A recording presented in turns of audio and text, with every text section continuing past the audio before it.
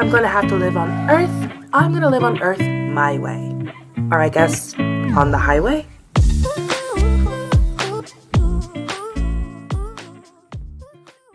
It is a brand new day. We had a really chill morning yesterday, and then I was going to like do what I'm going to do today, which was clean my van, but all of a sudden it's 10 a.m. and the sun is just like, we're outside. It was really, really hot yesterday, and I wasn't gonna suffer through that, so I did come to work and park in the shade and record one of the What We Reading Wednesday videos in the shade, and I called it a day. But we just had a really nice morning, getting ready, getting dressed. I love that dress. Like, it's one of my favorite dresses that I have now.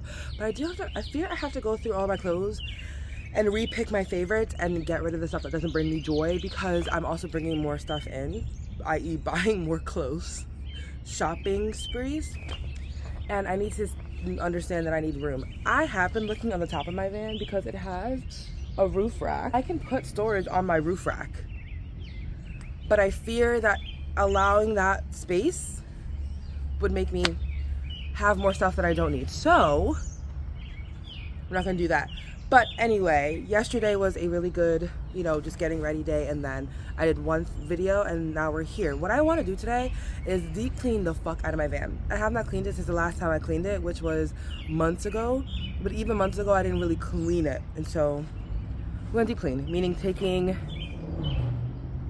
everything out and putting it in the world for a second while I wipe down my van. But I do have a Dollar Tree haul, because we are deep cleaning our van with Dollar Tree stuff, and I don't want to hear anything about it.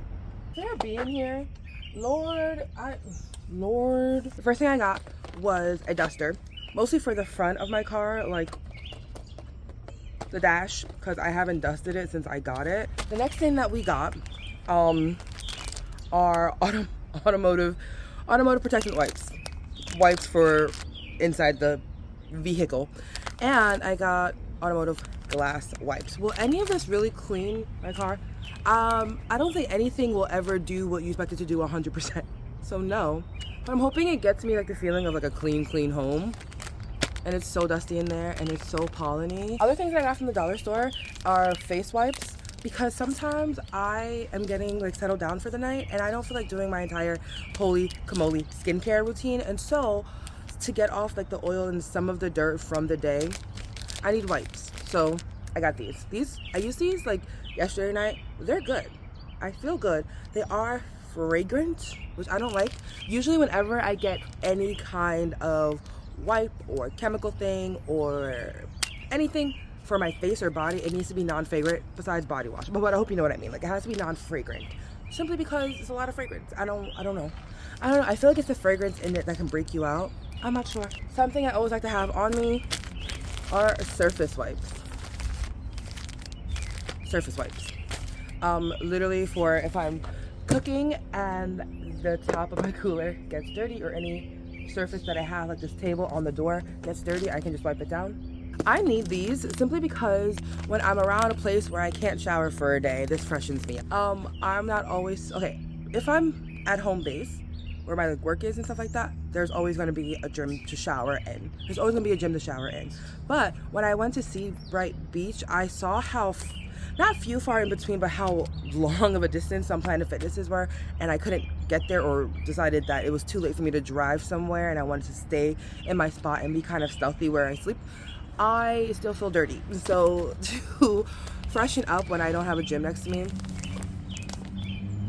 this dish detergent, because I do have a little bit of dishes. I got some utensils, I got some bowls. It needs to be washed sometimes. I don't know how this smells sometimes. Like this home, I don't know how he smells. And so not that this will help, but it can't hurt. So I got Dragon Fruit car freshener. It's in a book randomly, but it's a book called You Can Go Your Own Way, which isn't a song. I got it because it's a song. You can go your own way. Go your own way. It was $1.25, and it's cutesy. It's short. Emily Henry put a comment, the perfect novel to snuggle up with. Emily Henry, the romance writer of our time. not the best, just the writer, a writer of our time. A sweetly charming love story that leaves the reader with a lasting sense of hope.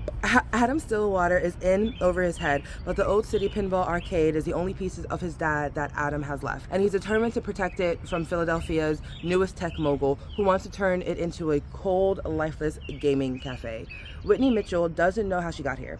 Her parents split up, she lost all her friends, her boyfriend dumped her, and now she's running social media for her dad's chain of super successful gaming cafes, which mostly consists of trading insults with the decrepit old pinball arcade across town. But when a huge snowstorm hits, locked together, that is the best trope ever. Adam and Whitney suddenly find themselves trapped inside the arcade. They're cut off from their words, They're cut off from their worlds, and the tension between them seems to melt away, leaving something else in its place. But what happens when the storm ends?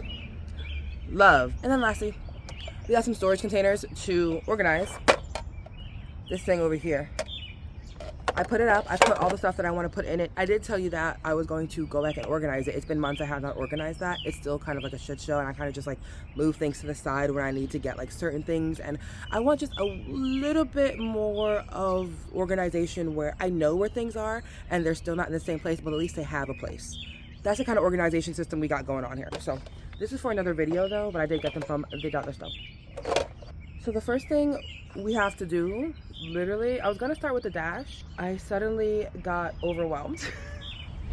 Okay, it's not that hard. Just take out every single thing that we own. Not gonna be that hard. Not gonna be that hard. We're gonna take it a step at a time, and we're gonna do a little cute little to-do list. First things first, put back in the bag everything we just hauled outside of the bag. The next thing that we have to do, the next step in this process, is literally taking out every single thing from the van. There's like no way around it. There's no like, oh, what's the next small step? There's no small step. It's literally one giant step for a woman.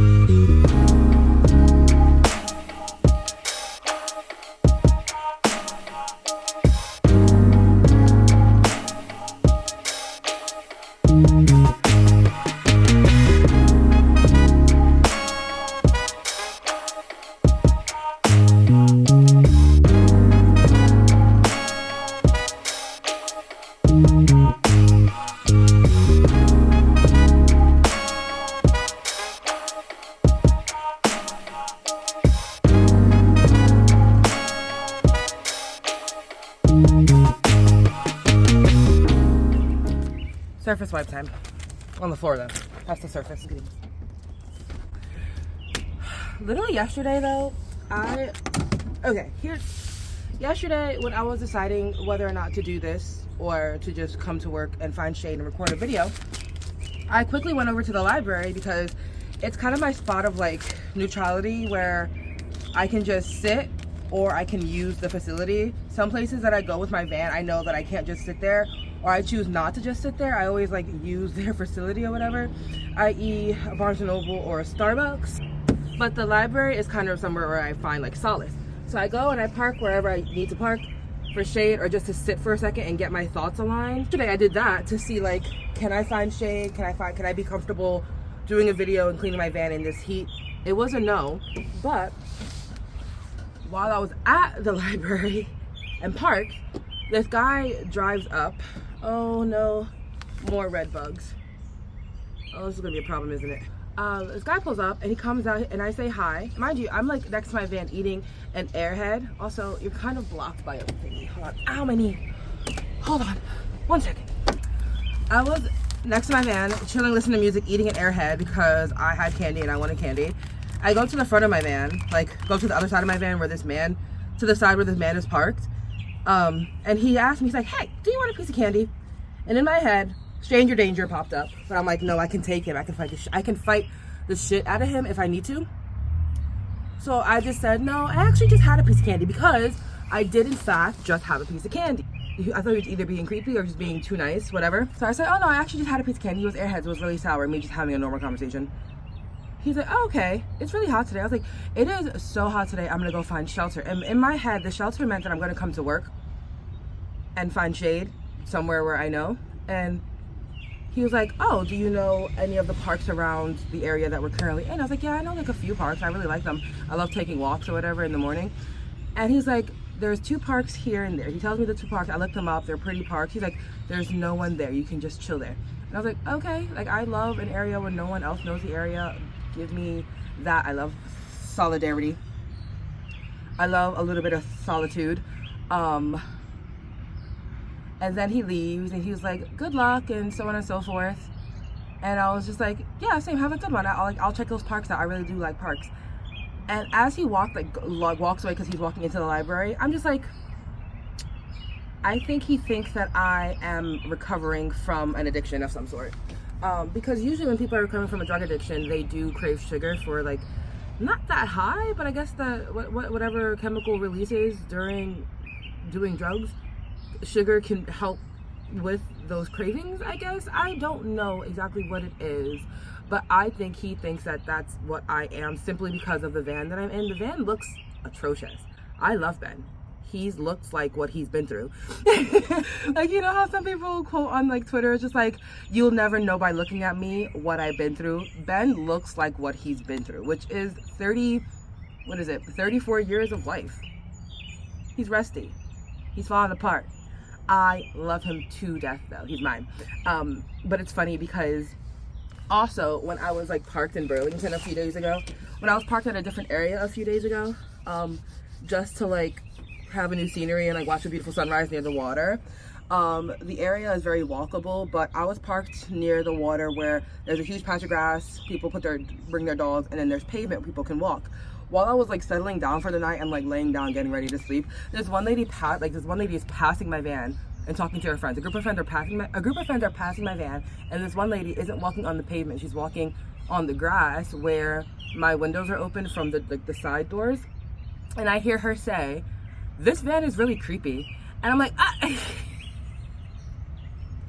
I'm just like, hello, I'm in here, which they don't know. They probably don't know I'm in there, which is great. I like it when people don't know that I'm in the van. Like, that's the goal. Like, no, I don't want everyone to know that I'm living in this van or somebody's inhabiting it, but some people can know. But I'm happy they can't tell. But I'm happy that it's just like a creepy looking van to them, and they didn't look inside because I was laying down.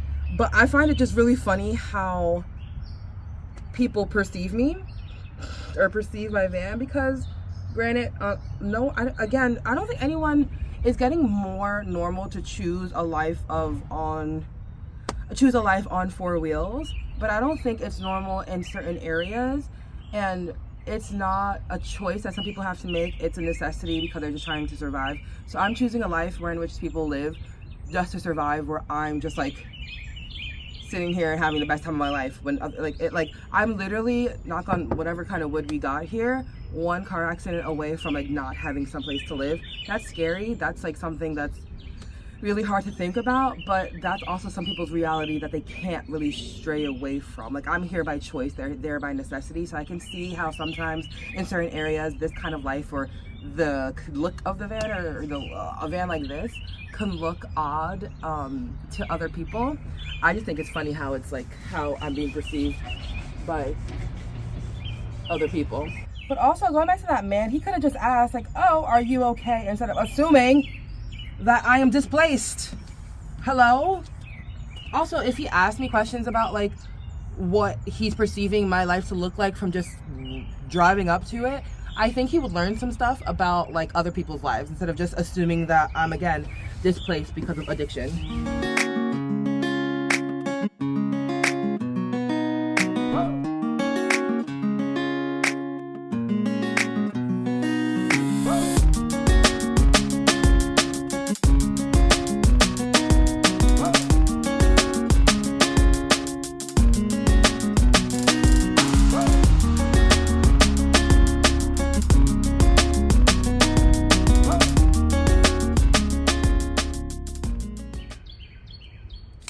Into the dusting part of this, and we're going to use this and only this to wipe down this. Oh, that's a lot of dust. Oh well, get up. I'm gonna just hopefully get out through the window. I feel like I've pushed the dust around enough. Ooh, money. So gross.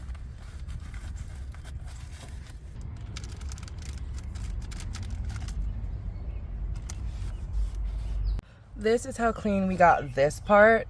I don't want to show you the before, and that's okay. But it's clean now, and then we're gonna just work on getting some of this dusty stuff off, like all the little edges.